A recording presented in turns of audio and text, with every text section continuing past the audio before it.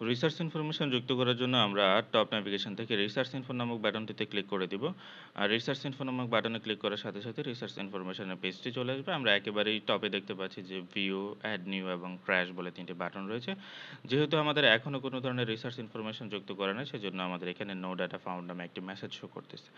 Research information যুক্ত করার জন্য আমরা এখন অ্যাড নিউ বাটনটিতে ক্লিক করে দিব। অ্যাড নিউ বাটনটিতে ক্লিক করে দেওয়ার সাথে সাথে আমাদের রিসার্চ ইনফরমেশন যুক্ত করার জন্য একটা ফর্ম চলে আসছে। একদম টপেই দেখতে পাচ্ছি পেস্ট ভিভ টেক্সট এন্ট্রি এবং তার নিচেই দেখতে পাচ্ছি যে রিসার্চ পাবলিকেশন রিলেটেড কতগুলো ইনপুট বক্স রয়েছে। একদম শুরুতেই রয়েছে আমাদের পাবলিকেশন টাইপ। এখান থেকে আমরা যদি লক্ষ্য করি আমাদের রিসার্চ পাবলিকেশনের ইনপুট বক্সে অনেকগুলা ইনফরমেশনের দেওয়ার জন্য ইনপুট বক্স রয়েছে, যেগুলা একটা রিসার্চ ইনফরমেশনের জন্য এতগুলো ইনফরমেশনের দরকার নেই। সেটা আমরা এখানে যদি দেখি যে জার্নালের জন্য যে ইনপুট বক্সগুলো থাকে সেগুলো এখানে সর্টেড হয়ে আসবে। আমরা এখান থেকে যদি কনফারেন্স সিলেক্ট করি তাহলে কনফারেন্সের জন্য যে ইনপুট বক্সগুলো দরকার শুধুমাত্র সেগুলো এখানে সর্টেড হয়ে আসবে।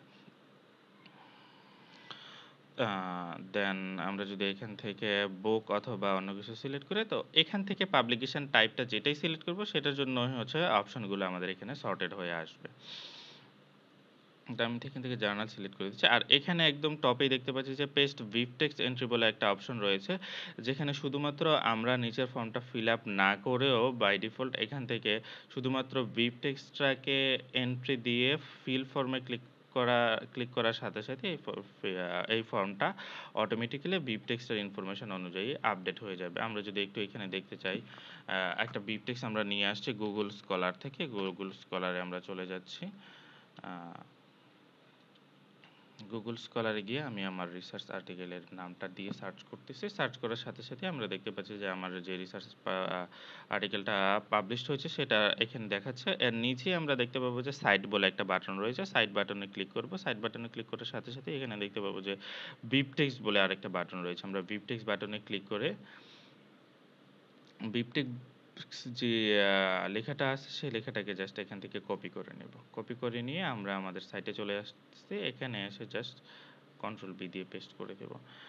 পেস্ট করার পরপরই আমরা যদি একটু লক্ষ্য করি যে বিবটেক্সটে কি ইনফরমেশন রয়েছে, title, author, journal, volume, page, year, publisher, same ইনফরমেশনগুলো দেওয়ার জন্য ইনপুট বক্সগুলো এখানে রয়েছে। আমরা যদি এখান থেকে জাস্ট ফিল ফর্মে ক্লিক করে একটু যদি লক্ষ্য করেন, যেমন পেপার টাইটেলটা এখানে ব্ল্যাঙ্ক রয়েছে, অথর এখানে ব্ল্যাঙ্ক রয়েছে। আমরা জাস্ট এখান থেকে ক্লিক করব। ক্লিক করার সাথে সাথেই দেখব যে সবগুলো ইনফরমেশন এখানে ফিল আপ হয়ে গিয়েছে। তো এখান থেকে জাস্ট ফিল ফর্মে ক্লিকটা করে দিচ্ছি। ফিল ফর্মে ক্লিক করার সাথে সাথেই দেখতে পাচ্ছেন যে পেপারের টাইটেল চলে আসছে, অথর চলে আসছে, আর জার্নালের নেম চলে আসছে, পেজ নাম্বার চলে আসছে, ভলিউম চলে আসছে, পাবলিশার চলে আসছে। কিন্তু এখানে যদি একটা বিষয় লক্ষ্য করেন যে পাবলিকেশন ইয়ারটা কিন্তু এখান থেকে ফিল আপ হয়নি।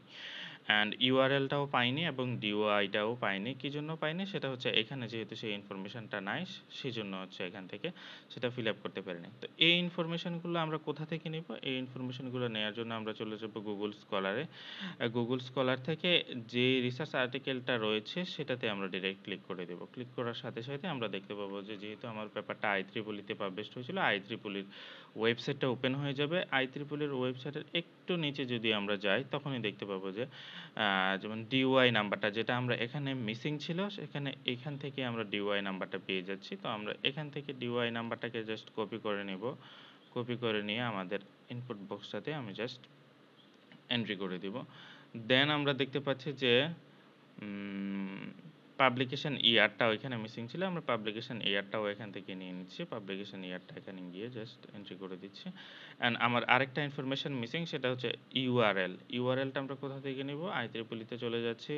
যেখানে আমার অ্যাকচুয়াল পেপারটা পাবলিশড হয়েছে সেই জার্নালের অ্যাড্রেস বার থেকে তার লিঙ্কটাকে কপি করে নেব। কপি করে নিয়ে আমি জাস্ট এখানে বসিয়ে দিচ্ছি। বসায় দেওয়ার পর তারপরে জাস্ট ফাইনালি ইনফরমেশনগুলোকে চেক করে সেভ বাটনে ক্লিক করে দিব। সেভ বাটনে ক্লিক করার সাথে সাথে আমরা যদি ভিউতে চলে যাই, ভিউতে গেলে দেখতে পাবো যে আমাদের ইনফরমেশনটা এখানে অ্যাড হয়ে গিয়েছে। যদি আমরা আরও জার্নাল পাবলিকেশন অথবা প্যাটেন্ট, বুক চ্যাপ্টার অ্যাড করতে চাই, আমরা জাস্ট অ্যাড নিউতে চলে যাব। অ্যাড নিউতে যাওয়ার পরে জাস্ট এখান থেকে টাইপ সিলেক্ট করে চাইলে আমি ফর্মটাকে ফিল আপও করে দিতে পারি, অথবা বিবটেক্সটাকে দিয়ে ফিল ফর্মে দিয়ে ফিল আপ করে দিব। বিবটেক্স দেওয়ার পরেও যদি কোনো ইনপুট বক্স খালি থেকে থাকে, সেটা হচ্ছে আমরা যেখানে পাবলিশড হয়েছে সে সাইটে ঢুকে সেখান থেকে হচ্ছে ইনফরমেশনগুলো কপি করে নিয়ে আসবো। আমরা একটু ভিউতে চলে যাচ্ছি। যদি যে আর্টিকেলগুলো আমরা এড করেছি সেখানে কোনো ধরনের এডিটের প্রয়োজন পড়ে, আমরা জাস্ট এডিট বাটনে ক্লিক করব। এডিট বাটনে ক্লিক করলে দেখতে পাবেন তার সবগুলো ইনফরমেশন শো করতেছে। এখান থেকে যে ইনফরমেশনটা আমার এড করার প্রয়োজন সেই ইনফরমেশনটাকে জাস্ট আপডেট করে নিয়ে জাস্ট সেভ চেঞ্জ বাটনে ক্লিক করে দিলেই আমার ইনফরমেশনটা আপডেট হয়ে যাবে সাকসেসফুলি।